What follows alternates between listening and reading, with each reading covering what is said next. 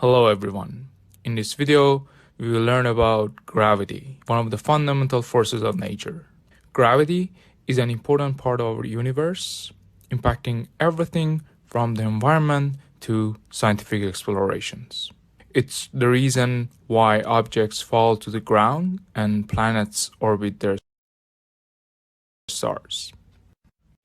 In 1665, Isaac Newton showed that every point mass attracts every other point mass in the universe by a force acting along the line intersecting both points. And we can call this tendency to move toward other point mass gravity. This attraction is between masses of bodies. So, gravity is the attraction between two objects with mass that pulls them towards each other. Gravitational force determines how strongly two particles with given masses at a given distance attract each other. Consider Newton's first law between two particles.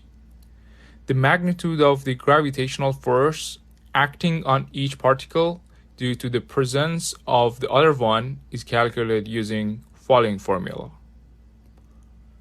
where G is the gravitational constant, m1 is the mass of particle 1, and m2 is the mass of particle 2, and r is the distance between the centers of the two objects.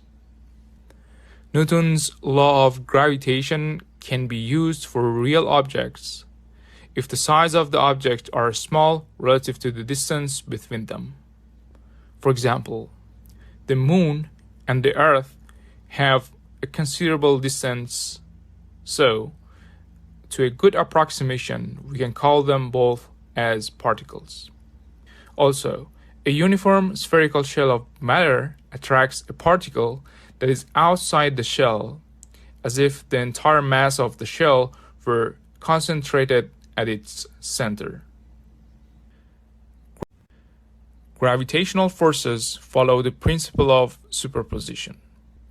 It means that if there are n particles interacting, the net gravitational force on particle 1 is equal to the sum of the forces from all other particles on it at a time. According to this equation, F1 net is a vector, which is a vector sum of the forces on particle 1 from particles 2, 3, all the way to n. Let's consider this example for a better understanding of this concept. Here, there are 5 spheres at fixed distances from each other with defined masses. The problem statement asks us to calculate the magnitude and the direction of gravitational force from other spheres on the central sphere M5. We learned that the gravitational force between each two objects is calculated using this formula. On the other hand, G has a constant value, which is this value. Since the figure shows a square with the sides of 10 times square root of 2 centimeters, r, which is the distance between the central sphere and each of the other ones, is 10 centimeters. According to the first equation, the gravitational force from M1 to M5 is 1.67 times 10 to the minus 13 Newton. And it's in this direction. The force from M2 to M5 is 10 to the minus 13 Newton in this direction. The force from M3 to M5 is 3.3 and it's in this direction. The force from M4 to M5 is 1.67 and in this direction. Considering the calculated forces and their directions, F15 and F45 are equal, but in the opposite directions. So they cancel each other out, and actually no gravitational force acts on the M5 in this direction. Also, F25 and F35 are in the same axis but in opposite direction. So we should subtract F35 from F25.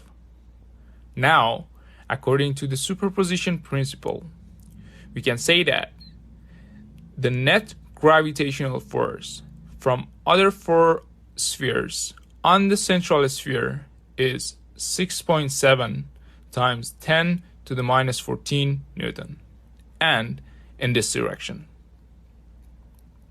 which in unit vector notation is this. We came to the end of this video. I hope this video has provided valuable insights and expanded your knowledge.